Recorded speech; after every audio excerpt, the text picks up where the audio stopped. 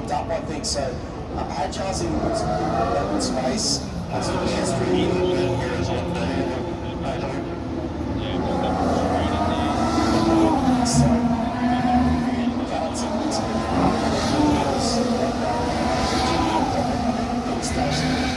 Slightly underrated as Oscar gets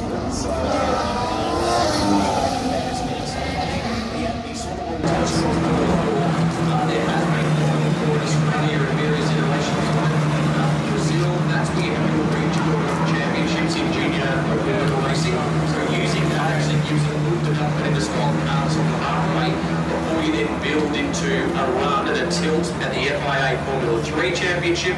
That's the circuit we see that joins Formula 1 with Formula 2. So a critical stepping stone on the pathway to one of these drivers potentially getting into Formula 3, Formula 2, and hopefully one day a Formula 1 driver who's a graduate from Formula 1 Academy. That is the goal, absolutely the goal. And there's lots of very strong framework behind it from the people that are working on this series, from Susie Wolf all the way through. It's nice to see opportunity being given not just to the drivers to get acquainted with the sport, to get experience in the sport and so on. Can I come to your point there before around the offering this weekend for points for race 1 versus points for race 2, because we have that inversion of the top 8 on the grid and so on, and that injects a bit of interest in the way the race will play out tomorrow.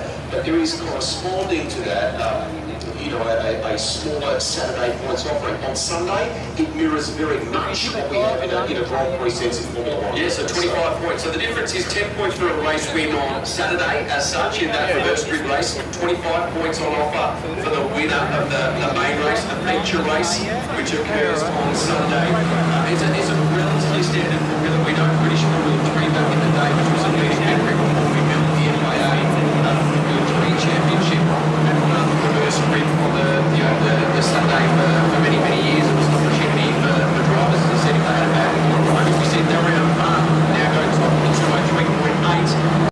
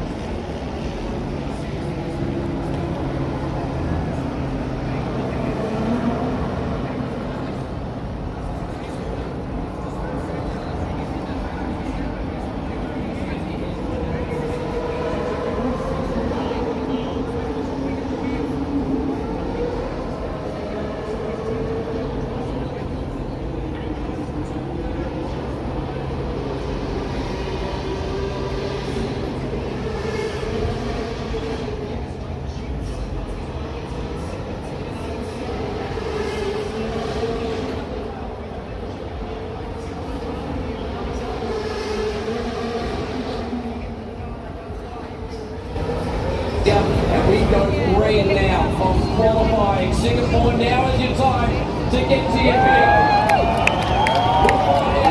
Who's going to be on pole for the Formula 1 Singapore Airlines Singapore Grand Prix 2025?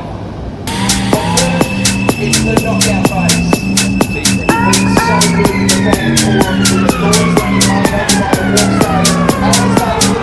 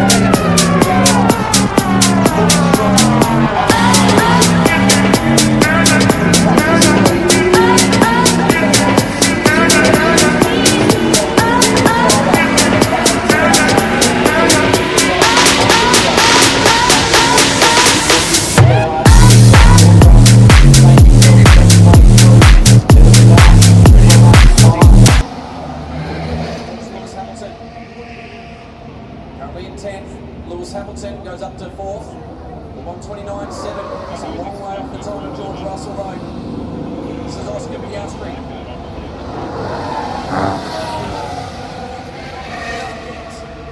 So we'll see how this time shapes out. It's putting up for second so far at 29.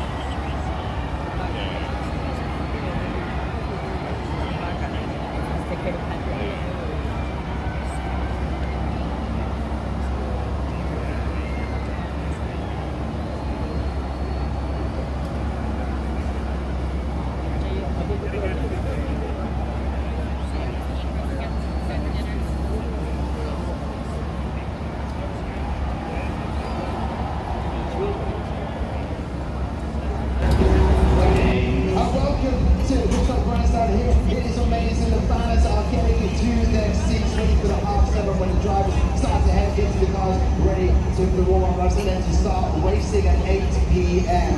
Yes, it's raining, but the vibe is still energetic. People are still happy around the grandstand, making their way to the seats. And I'm sure as soon as the race is done, they'll be heading over to the Brunei Stadium for a little bit of Elton John. Lovely to see Esteban Ocon, Haas fans in here, Ferrari fans as well. They're all in here. Some people wearing sliders as well. Yeah, let's have those toes out to enjoy this. Are you enjoying this Grand Prix? So you were trying to look as far away as possible. Welcome to the Singapore Grand Prix 2025. You having a good time? Yeah, I am enjoying. I will be enjoying if the car won't start forming a bit much, but we're talking to the breakdown analyst. Okay, but aside from Hajar as well, how do you think his performance was? he did say that he missed his last lap, but he's performing very well still, so I believe in him.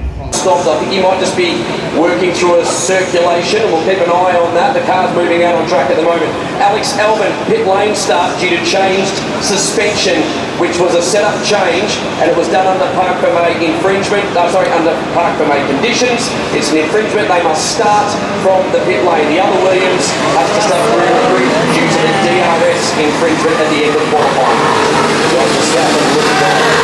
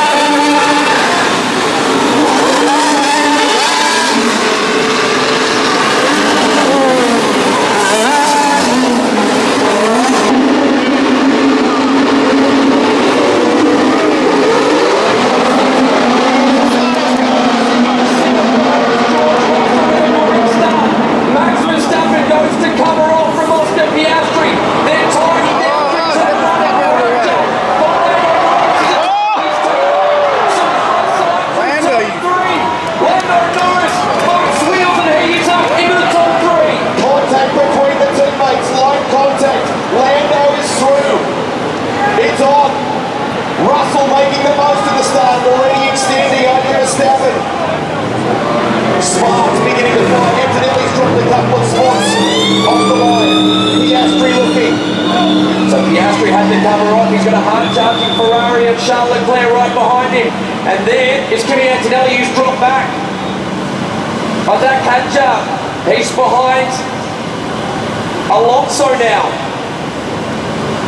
So George Russell clears out, Max Verstappen holding off Lando Norris. There's Charles Leclerc, Kimi Antonelli right behind him, and Lewis Hamilton also there. I've had contact. Lando Norris talking about that.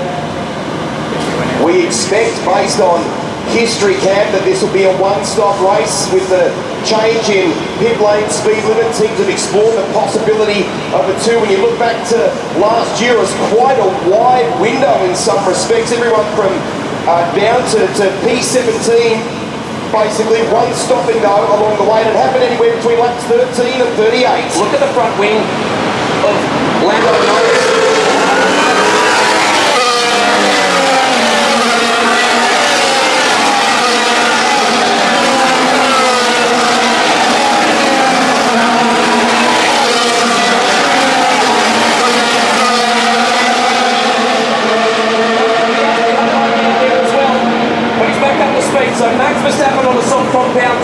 is how he started this race. That's why he's a little bit sluggish there.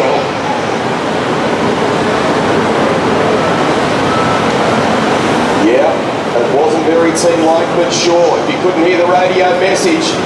And the other side of that equation is that Lando Norris, the end plate on the front wing is damaged. What impact does that have on performance? He holds down third at the moment over his teammates. On Yuki Tsunoda, the Haas makes the pass and gets it done. It's Esteban not gone back there. This is the contact we saw at the beginning of the race. Lando Norris round the outside. And that's the inside of turn 3 contact straight into his teammate. That's what McLaren do not want to see. He's got damage on the front wing. That's Oscar Piastri though. Just want to see that replay again. The contact between them, it's on the other side, I think, of the front wing, not where they actually made contact. So he's made contact on the right-hand side for Lando Norris, but the wing damage is on the left. Can you answer that?